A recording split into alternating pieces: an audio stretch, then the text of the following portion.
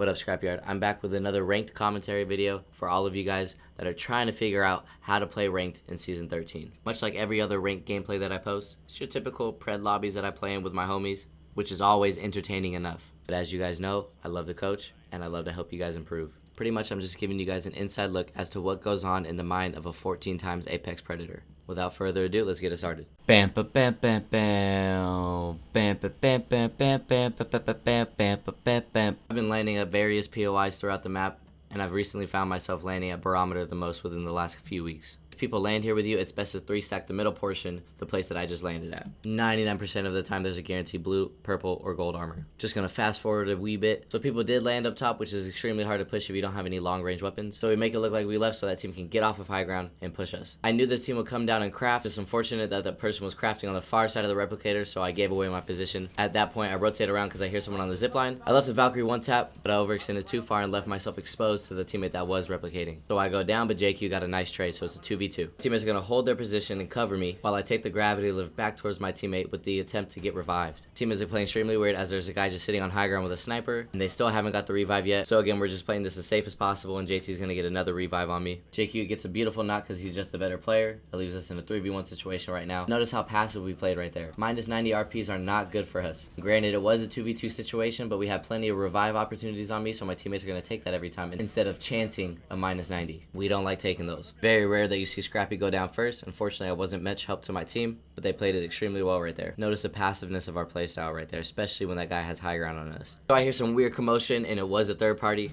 Obviously, I just got revived and I got hit for a little bit, so I'm very weak. I had an armor swap. I also don't have the bracelet to play, so I have to take that into consideration. I'm effectively useless right now. But notice how my teammates stay there, and I noticed that they didn't follow me. So instead of running away, I turn around and provide an off angle for my teammates. I allow myself to get back into the fight by holding off angles, which covers my teammates. At first, I see two people aping JQ, so that's where my cover is first going. But soon after, I barely see someone jump onto JT, so I have to swap weapons and cover him now. And although I didn't do much, if JT does go down, I get the trade right there. So I put myself in a great position.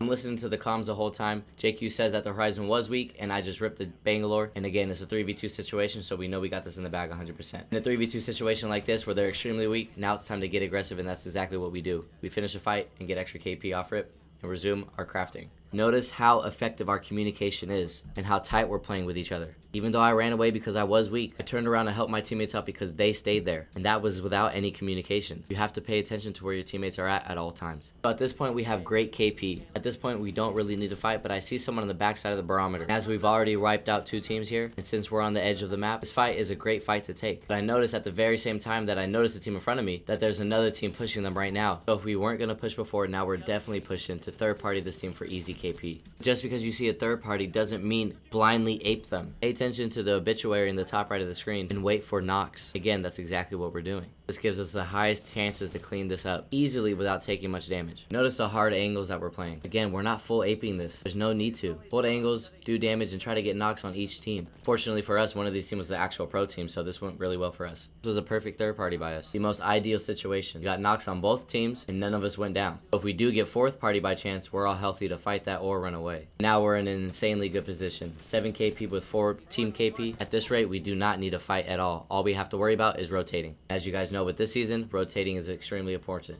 So with enough experience, you kind of know where the circle is going to close in for later rings once it hits about ring 3.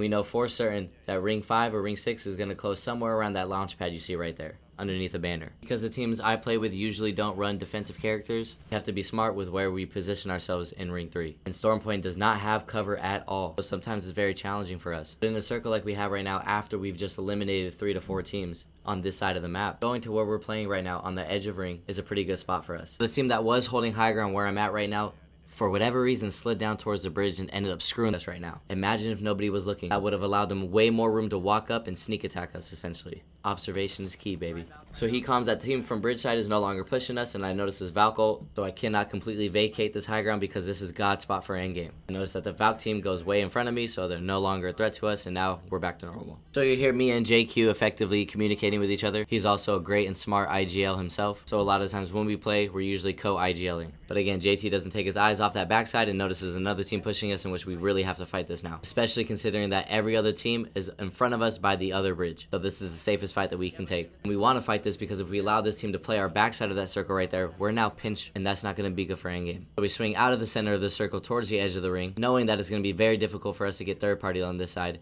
and fight it. And it makes no sense for me to go push the same angles that my teammates are currently pushing. So I get this extremely wide off angle because I know there's no cover over here and that this play is going to work. Scrap there, all three there. Oh, fuck. Nice good shot. I'm batting. They're gonna res this. I'm literally pushing. They're gonna res. I know. They haven't res yet, Oh, Give me one. Give me that.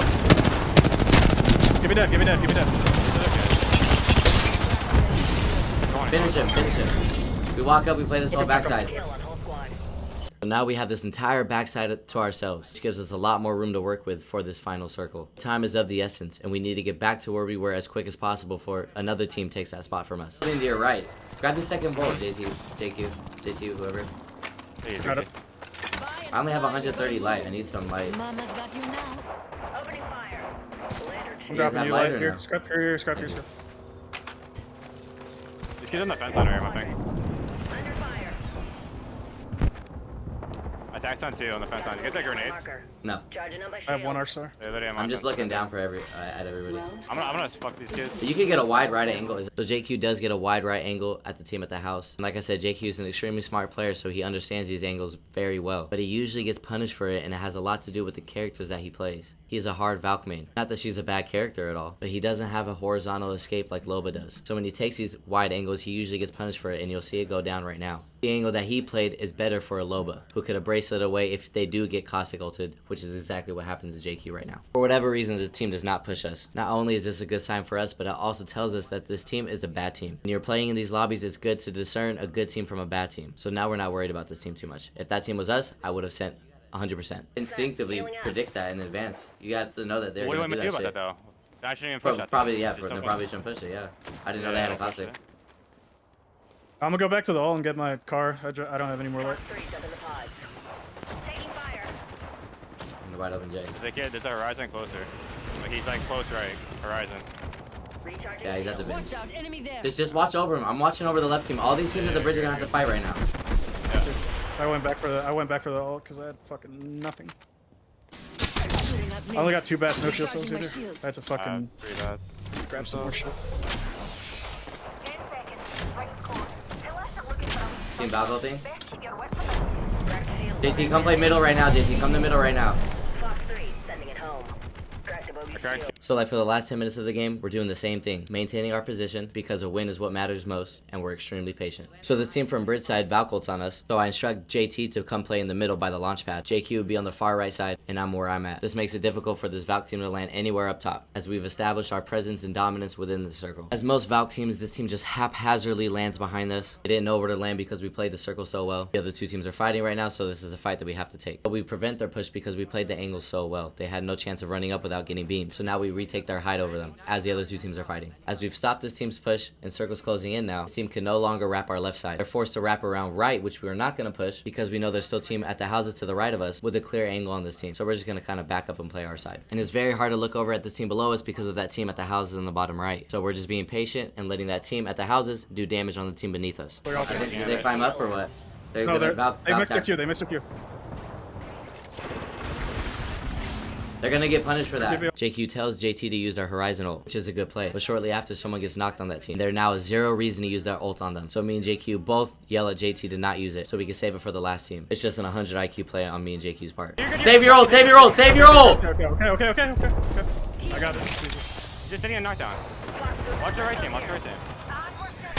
Recharging shield. As we've worked that end game perfectly, now it's a 3v3 situation for the dub. The most ideal situation for this season. And now it's just working on getting angles. As you see, I wrap far right. JQ tells JT again to horizon ult that team, but I don't want to counter calm him. But I tell JT to wait so I can pop this bat, and then he can horizon ult. Because if he does throw that horizon ult and I'm still healing, there's nothing I can do. One rotated over. I'm gonna slide too. Hey, do it. Listen to him. Charging up my shields. Did it. Valkyrie almost cracked hard back there. She probably cracked her. Right there. Okay, she's done. Me and Scrap have angles now. Last ring's headed Okay. this way. Let's Right here. Popping the bat. Give me a hit for 60. Can you get angles on the? Yeah, hold on. Give me some. On the other kid's looking at me now. I don't have. So I ISO this Valkyrie who's alone. I have the damage lead on her, but the Gibby bubbles back and helps her out, which was the dumbest thing that he could do, because now that Caustic on their team is all alone, and both of my teammates are on him. So I do what I can to get the Valk very weak, so my teammates can clean her up, and just stay alive as long as possible against this Gibby. So again, my teammates can clean it up and take the dub. And players, dog shit ass players, trash ass fucking players. Stay in platinum for the rest of your life. Good shit. And of course we gotta talk a little shit at the end of the game, because these games are intense, and if you don't have passion, you're not doing well this season. I hope you guys learned something. These are always extremely enjoyable for me, and of course I'll see you guys next time. These kids were on the fucking fence line. I didn't know that Valk was in the crate back The there. Valk was by herself. I just went to ape her, but then I would have told you to freaking Horizon with the Valk. I didn't know she was back there because they were hella separate. You get that Valk in the Horizonal, she's kind of fucked. good shit. Bam bam bam bam bam. Bam bam bam bam bam bam bam bam bam bam bam bam. Bam bam bam bam bam bam bam bam bam bam bam bam. Bam bam bam bam bam bam bam bam bam.